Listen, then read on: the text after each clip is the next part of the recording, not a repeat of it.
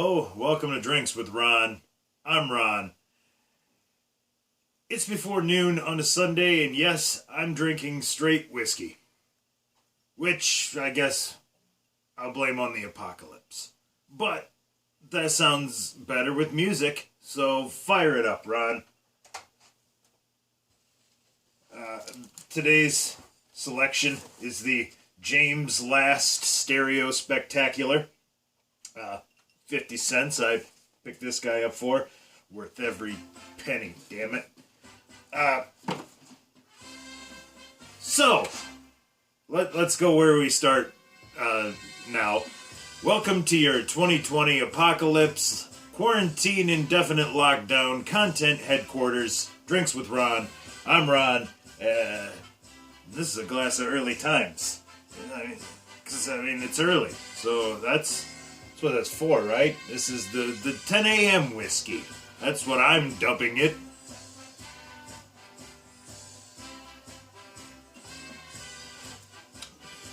I think I watered her down too much, but that's okay.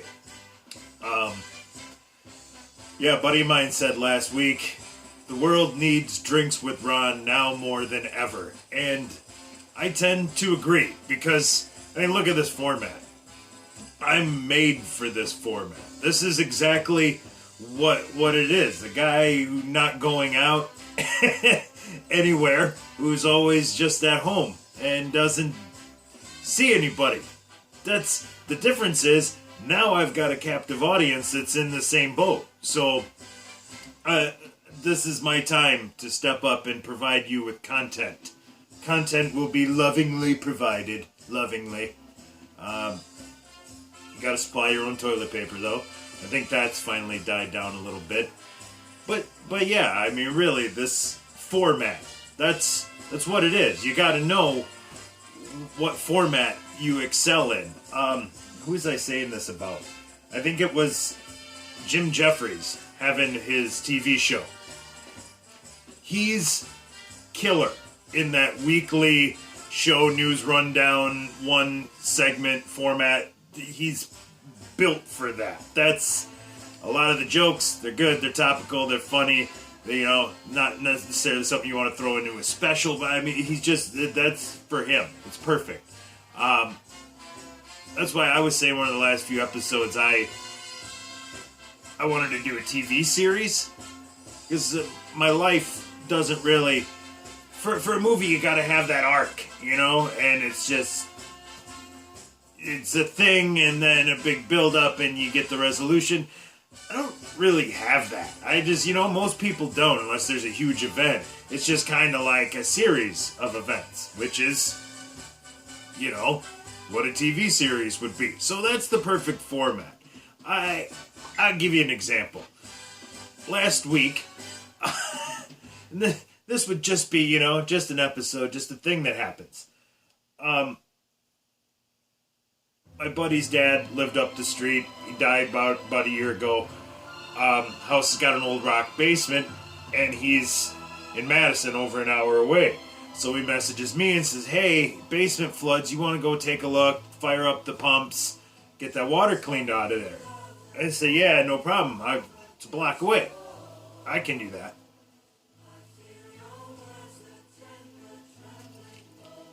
So, I go up the street, and I get off work.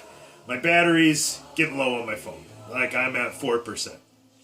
But I'm like, well, I saw it in the morning. I want to go get another look now. We'll see where the pumps are. I still have to come home. I'll have to change. I got to put on waterproof socks. So this is just my preliminary slog around the basement. So I walk in. I start stepping in the water, and I look. And there's a humidifier in front of me. And it's not running. And I look down, and it's plugged in to an extension cord that's underwater. So I look, and that runs over, and that cord is plugged into a box, or an outlet. And I'm like, oh shit, we threw a breaker with this. So I message my buddy, and I'm like, hey man, breaker thrown, you've got submerged plugs. So I managed to get that picked up and out of the water without frying myself. I'm thinking, hopefully I got rubber-soled shoes, so, if I Yeah, that's my justification for plugging around in here, and the breaker box is all the way through the water, so it's just like, if I can just get the problem out of the way without having to wade in too far. So I get that one out.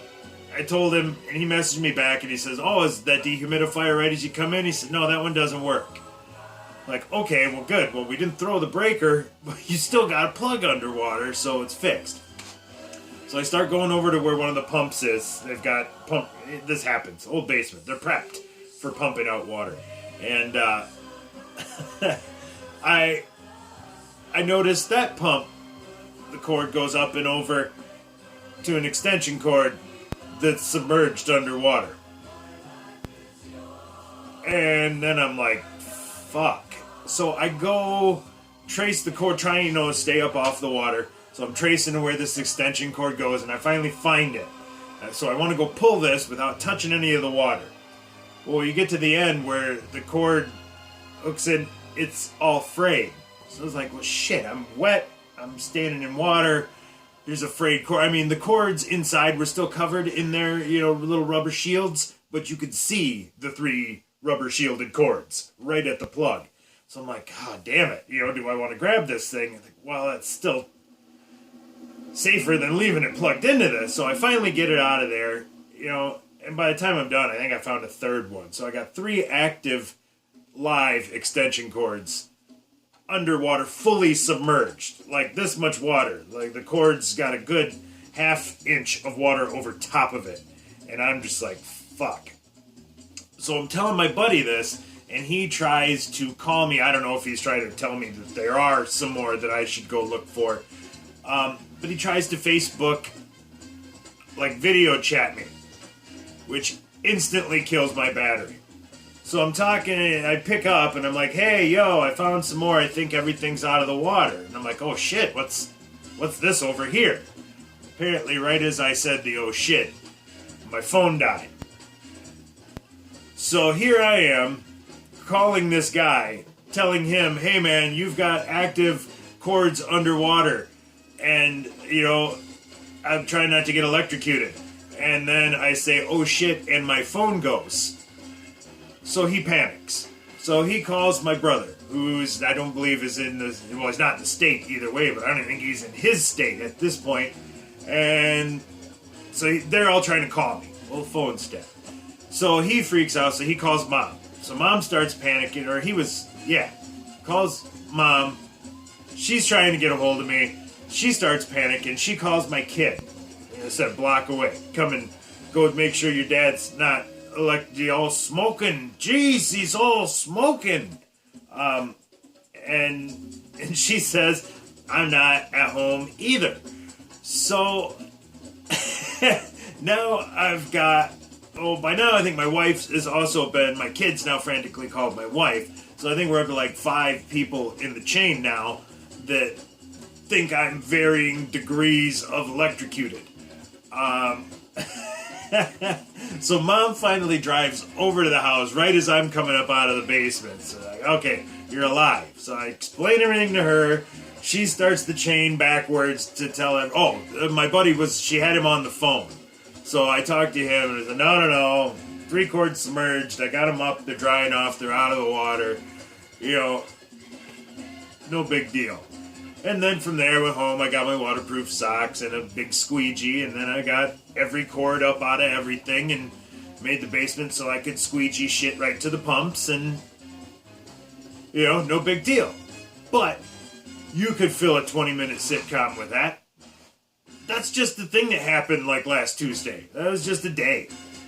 I say you can't build a movie around the things that happen in my life, but you can definitely string out stories for a series. That's my format. This and the ongoing series that I can draw real life things from. Kind of like, like they're doing with the Goldbergs.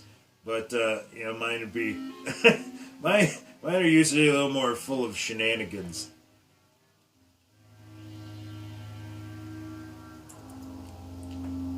Goddamn, that is 10 a.m. whiskey. Not bad, though. So, I should get to being productive here in the apocalypse, providing you content. So, for Drinks with Ron, your 2020 Apocalypse Indefinite Lockdown Quarantine Content Headquarters, I'm Ron, signing off.